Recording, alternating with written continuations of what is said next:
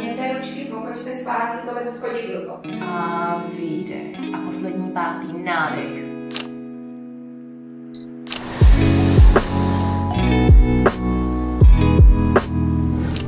Tak svoje první herecké role jsem začala dostávat vlastně v reklamách, kdy jsem pracovala jako modelka.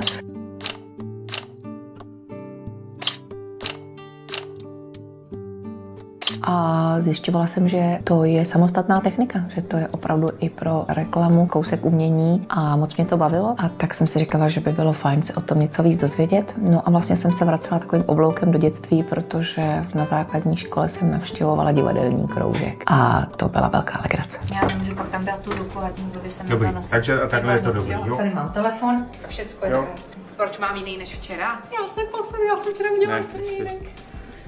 Tak jo. Ne, fakt, pokaždý a nikdy ti nedávám ten, aby si musela škrtat. Je to vždycky s tlačítkem, jo? Skvělý. Tak práce v divadle Radka Brzobohatýho, tohle představení a je to venku, co hrajeme zrovna dneska. Není moje první, už jsem tady hrála v některých věcech, ale tohle je taková hezká komorní komedie o 4 lidech. Jsou to manželé, kteří mají starší dceru. No to si musím sednout. Takže mého muže hraje buď Mirek Etzler nebo Petr Motloch a naši dceru hraje Denisa Nesvačilová a jejího muže Lukáš Burjan. Tak je to taková hezká komedie, co se všechno stane při takové jedné roztomilé večeři, na kterou právě dcera se svým partnerem přijde a co všechno za ten jeden večer vyjde na povrch. Naše duše? Nejlepší duše na světě, ta dělala tyhle ty šaty. Já se trochu stydím. Kucinka je úplně nejlepší kostýmka na celém světě. A to je její pejsek. Ty mě nemůžeš kousat, protože já mám šaty na představení a ono toto nejde. A vůbec to nejde. A ty ještě máš hryzací období. To má hryzací období. No, ty kráso. Spolupráce s mými kolegy, vlastně já jsem se kromě Mirka a Petra, těch mých manželů, se všema předtím už setkala. To bylo takový znovu setkání, moc milý. Moc si tu roli užívám, protože to je role maminky a jak už to u maminek bývá, tak maminky, jak to dělali i ty naše babičky, nic nedovolí, aby něco zbořilo, rozbořilo, rozvrátilo rodinu, tak všechno tak hezky zametou doma pod tu sukni.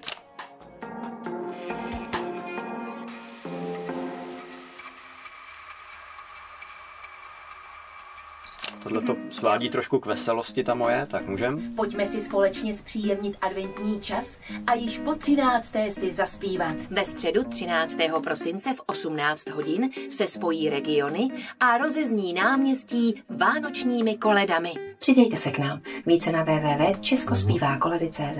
Tak samozřejmě, že dobře se hrajou takový role potvor. tam je co hrát, je to takový hodně vyostřený, je to fajn. Já je moc nedostávám, i když jsem také hrála už vražedkyni, ale dostávám nejčastěji role maminek. V současné době hraju novou komedii v divadle Radka Brzobohatýho. Jsem pořád v seriálu Zoo jako maminka Davida Gránského. Už několik let jsem tváří reklamní kampaní pro značku Inoji. Miláčku, musíš do toho dát víc energie. No a jinak můžete za mnou přijít samozřejmě již tradičně mnoho let do studia Yogami.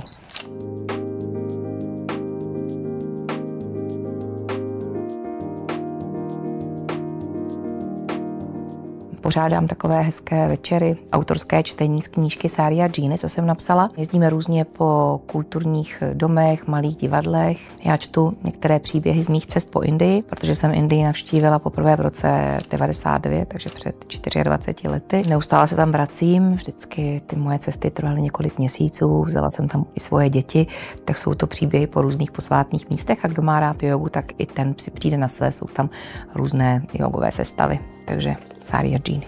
Co mi dělá radost? Tak já se teda považuji za velmi šťastného člověka, protože mě živí moje hobby, moje koníčky. Ať už je to hraní nebo yoga. To je taky pro mě velká radost. Tyhle ty 4nohý potvory. A teď dáme a teď budeme tačit. Ještě jedno kolečko, to je krásný, ještě jedno kolečko, ty moje šikulky, to jsou šikulky! Tady mám další a samozřejmě mě dělají radost moje děti.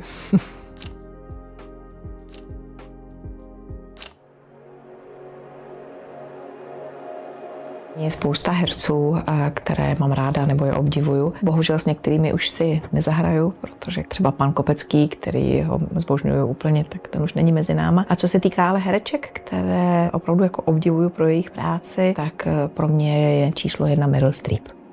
Ve vaší hře je málo děje, je to jenom recitace. Milost pánce, každou chvíli ptá, kde je Kostě. Každou chvíli ptá, kde je Kostě, kde je Kostě.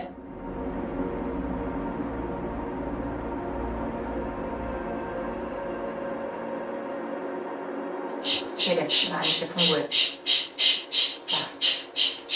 Zastavte Sošo.